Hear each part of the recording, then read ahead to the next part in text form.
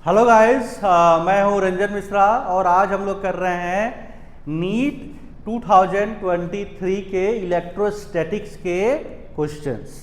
ठीक है, तो शुरू करते हैं। फर्स्ट क्वेश्चन क्या है, देखिए। क्वेश्चन है कि E dot D S equal to 0 over a surface, then कौन सा इसमें से सही है। बेसिकली ये क्या है, गॉस लॉ है।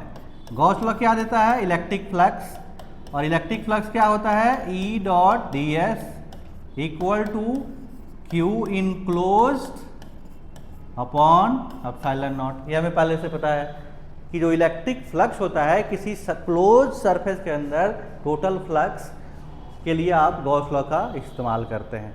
अब क्वेश्चन में कह दिया गया कि नेट फ्लक्स क्या है, 0 है।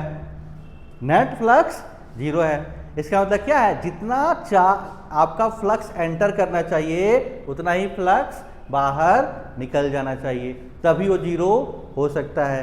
दूसरा केस क्या हो सकता है कि नेट चार्ज इनसाइड 0 हो जाए, तब भी आपका फ्लक्स 0 हो सकता था। ठीक है, अब आते हैं आपके ऑप्शन पे। क्या क्या ऑप्शन है ऑप्शन में, कहा गया first option, number of flux line entering the surface must be equal to number of flux line leaving. First option ही आपका करेक्ट मिल गया। ठीक है, मतलब ये ऑप्शन क्या है आपका, करेक्ट हो गया।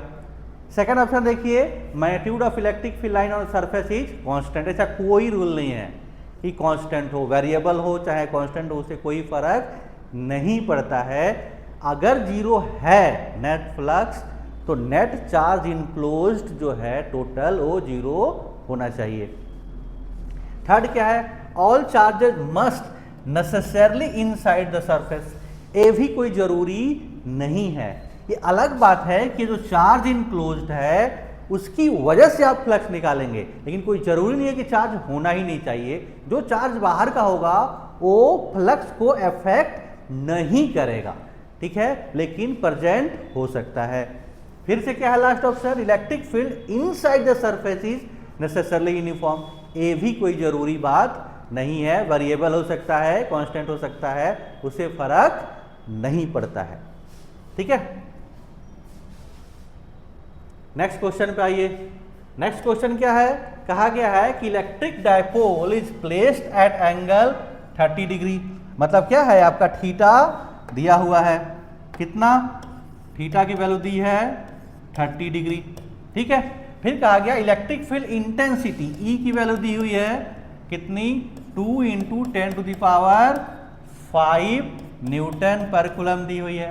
फिर कहा गया it experience a torque, torque की वैल्यू भी दे दी गई कितनी, 4 newton metre. Calculate the magnitude of charge if length of the dipole, L दे दिया गया 2 into 10 to the power -2 centimetre. अब डायरेक्ट फॉर्मूला पुटिंग क्वेश्चन है। टॉर्क क्या होता है, ये होता है PE साइन थीटा। P क्या होता है, Q इंटू एल। ठीक है, तो ये हो गया P, ये हो गया PE साइन थीटा। वैल्यू रख दीजिए, टाउ की वैल्यू कितनी दी हुई है, 4। ठीक है, Q की वैल्यू आपको पता नहीं है, इसकी वैल्यू, L की वैल्यू है 2 इंटू 10 टू द पावर -2, और E की वैल्यू है 2 into 10 to the power 5। Sine 30 की वैल्यू होती है 1/2, 2 से 2 कट गया। ठीक है, और ये 2 इस 2 से कट गया, यहाँ पावर -2, यहाँ +5, तो यहाँ पे +3 हो गया, +3 इधर आएगा, तो Q की वैल्यू आ जाएगी 2 into 10 to the power -3 coulomb, या कहिए 2 मिली कूलम। डायरेक्ट क्वेश्चन था, फॉर्मूला पुटिंग, ऑप्शन 4 आपका आंसर आ गया। ठीक है, अब आ जाइए नेक्स्ट क्वेश्चन पे। क्या है नेक्स्ट क्वेश्चन, ये भी डायरेक्ट क्वेश्चन है। कहा गया है कि electric dipole is placed as shown in the figure, electric potential इस पॉइंट पे आपको निकालना है। यहाँ पे किस रेंज में निकालना है, 10 टू द पावर 2 वोल्ट में निकालना है। तो आपको पता है कि पोटेंशियल का फॉर्मूला होता है KQ अपॉन R। तो नेट पोटेंशियल निकाल लीजिए, नेट पोटेंशियल। अब इसकी वजह से यहाँ पे और फिर इसकी वजह से यहाँ पे, तो इसकी वजह से क्या हो जाएगा, KQ अपॉन ये वाला डिस्टेंस, ये डिस्टेंस कितना है, टोटल 5 है, ये 3 है, तो आ जाएगा 2 सेंटीमीटर। ये माइनस में है तो माइनस लगा दिया, KQ अपॉन ये 5 है और ये 3 8 है, तो ये हो गया 8 सेंटीमीटर। अब यहाँ से के क्यू कॉमन आ गया, ये सेंटीमीटर को 10 टू द पावर ऊपर +2 हो जाएगा, ये आ जाएगा 1/2 माइनस 1/8। तो यहाँ से इसको सॉल्व करेंगे तो आ जाएगा के क्यू और यहाँ पे एलसीएम ले लीजिए 8, तो हो गया 4 - 1 3/8, ठीक है। तो आ गया 3/8 into 10 to the power +2, 10 to power +2 के टर्म में ही लिखना था, तो कौन सा ऑप्शन हो जाएगा आपका?